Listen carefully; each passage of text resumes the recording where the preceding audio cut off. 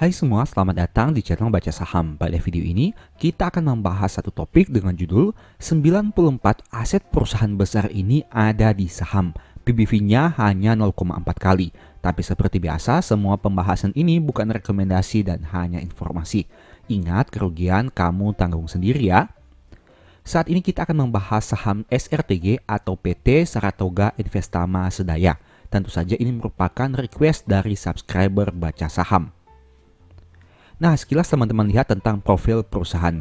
Perusahaan ini didirikan pada tahun 1997 dan tercatat di Bursa Efek Indonesia pada tahun 2013. Nilai aset investasi bersih atau NAB sekitar 57 triliun rupiah per Maret tahun 2023. Dan mereka juga berinvestasi pada perusahaan terdepan seperti ADRO, MDKA, dan lain sebagainya. Ini merupakan detail dari portofolio Saratoga yang tentu saja akan mempengaruhi kinerja keuangannya. Teman-teman bisa lihat di sini beberapa kriteria saham yang mereka miliki. Yang pertama adalah fokus pada pertumbuhan, yang kedua adalah saham blue chip, yang ketiga saham teknologi digital, dan yang terbesar adalah di investasi saham blue chip seperti di saham Adaro Energi, Merdeka Cooper Gold, Tower Bersama, dan lain sebagainya. Nah, sekilas teman-teman lihat di sini bahwa investasi dan pendapatan dividen perusahaan cenderung mengalami peningkatan setiap tahunnya. Bisa teman-teman lihat di sini, untuk tahun buku 2022, kinerja pendapatan dividennya mengalami peningkatan yang luar biasa dibandingkan tahun 2021. Bahkan menjadi yang terbesar dalam 4 tahun terakhir. Begitu juga dengan investasi yang mereka miliki di tahun 2022 yang tentunya lebih besar dibandingkan 3 tahun sebelumnya. Nah, untuk harga sahamnya, harga saham SRTG memang mengalami penurunan. Tapi jika dilihat lebih jauh, masih cukup tinggi jika dibandingkan dengan tahun 2020. Teman-teman bisa lihat di sini bahwa di tahun 2020, harga saham SRTG mengalami penurunan yang cukup signifikan. Tapi di tahun 2023 ini masih bisa dikatakan cukup baik, meskipun memang mengalami penurunan jika dibandingkan dengan harga tertingginya. Nah, teman-teman bisa lihat di sini, ini merupakan salah satu fakta yang menarik bahwa sekitar 93-94 aset perusahaan berada di saham. Teman-teman bisa lihat di sini, investasi pada saham berjumlah 45,7 triliun rupiah dengan jumlah aset 48,6 triliun rupiah. Itu artinya 93-94% aset perusahaan berada pada investasinya di saham. Nah, ini merupakan detailnya. Mayoritas berada di saham yang dikategorikan blue chip dengan nominal seperti yang teman-teman bisa lihat pada tampilan berikut ini.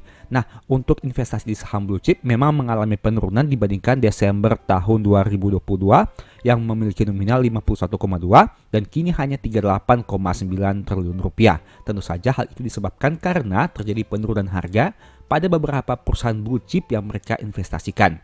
Untuk detailnya teman-teman bisa baca di sini seperti saham ADRO, MDKA, TBIG, dan lain sebagainya. Oke, kita bahas lagi untuk ekuitasnya.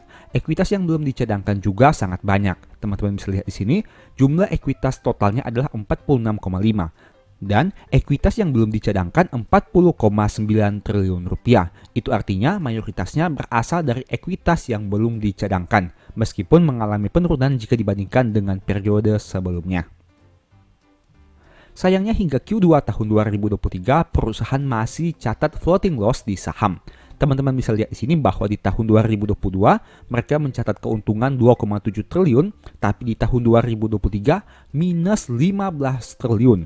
Hal itu tentu saja karena adanya floating loss di saham-saham yang mereka miliki. Dan hal itu juga yang berdampak kepada kerugian laba bersih di tahun 2023 ini. Nah, untuk detailnya teman-teman bisa baca di sini bahwa penghasilan dari saham-saham blue chip memang mengalami penurunan dari yang awalnya potensi untung 3,4 triliun di tahun 2023 ini minus 14,6 triliun rupiah. Nah, tapi sebaliknya dari aspek dividen, saham SRTG ini masih mencetak kenaikan dari yang awalnya 1,3 menjadi 1,5 triliun rupiah di tahun 2023 ini. Nah, ini merupakan daftar saham blue chip yang dimiliki oleh perusahaan yang mana merupakan detail dari persentase yang mereka miliki yang bisa teman-teman lihat pada sudut kanan ini. Jika teman-teman bertanya kepada manajemen, kondisi keuangan kuartal pertama Saratoga mengalami kerugian, apakah karena portofolio blue chip dan bagaimana strategi dan fokus perusahaan. Nah, teman-teman bisa membaca jawaban dari manajemen seperti ini. Memang benar di kuartal pertama, perusahaan ini mengalami kerugian karena pengaruh market terhadap portofolio Saratoga.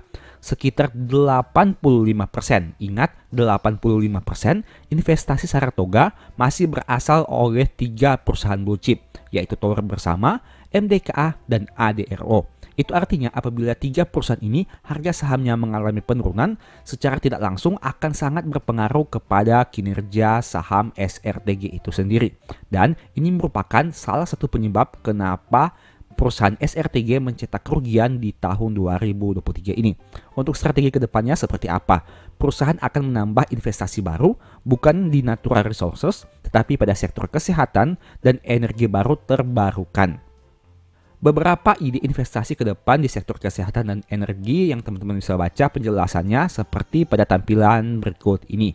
Karena perusahaan ini tidak mau ketergantungan saja terhadap perusahaan natural resources dan ingin menciptakan pilar baru pada beberapa sektor yang lain. Ini merupakan beberapa pertimbangan yang perusahaan pertimbangkan sebelum mereka memutuskan untuk investasi. Dalam mengakuisisi sebuah perusahaan tergantung kepada industri dan pengalaman dalam mengelola sektor tersebut. Ketika Saratoga memiliki pengalaman, maka mereka akan mengambil kepemilikan yang lebih besar atau 100% dari perusahaan tersebut.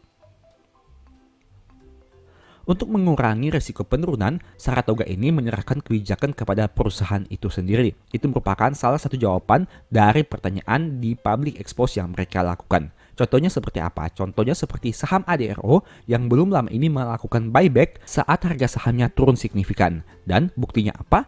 Pada saat video ini dibuat, harga saham ADRO sudah naik bahkan cukup signifikan dibandingkan harga terendahnya. Kita lihat sekilas untuk kinerja SRTG dalam 4 tahun terakhir. Kinerja laba terburuk SRTG dalam 4 tahun terakhir ada di tahun 2023. Namun, harga sahamnya masih bisa dikatakan cukup tinggi.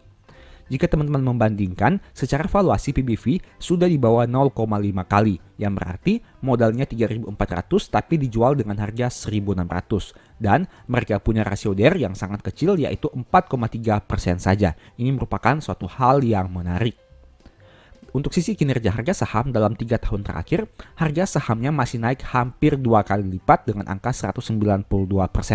Tapi di tahun 2023 sudah turun signifikan.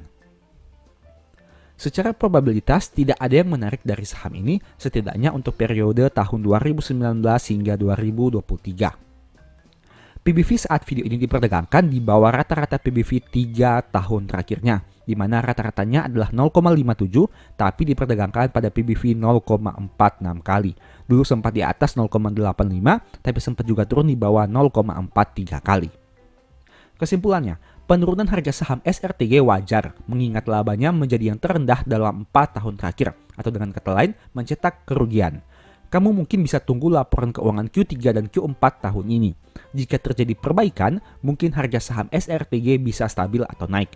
Tapi jika kerugian semakin besar, ada kemungkinan harga sahamnya akan turun lebih dalam. Namun, secara keseluruhan, sebenarnya saham ini cukup menarik dengan PBV yang rendah dan kinerja keuangan di luar laba yang baik. Demikianlah pembahasan tingkat saham ini. Selalu ingat bahwa segala risiko kerugian menjadi tanggung jawab kamu sendiri. Ingat, profit nikmati sendiri, rugi juga kamu tanggung sendiri. Nah, kira-kira di video berikutnya kamu ingin dibahas materi apa lagi? Tulis di kolom komentar ya. Sebagai informasi, berikut ini beberapa list ebook baca saham. Pertama, strategi nabung saham. Kedua, the stock market. Dan yang ketiga, cara cepat analisa laporan keuangan. Apabila tertarik melakukan pembelian, silahkan chat saja pada nomor WA yang tercantum. Sekian video ini, semoga bermanfaat. Thank you.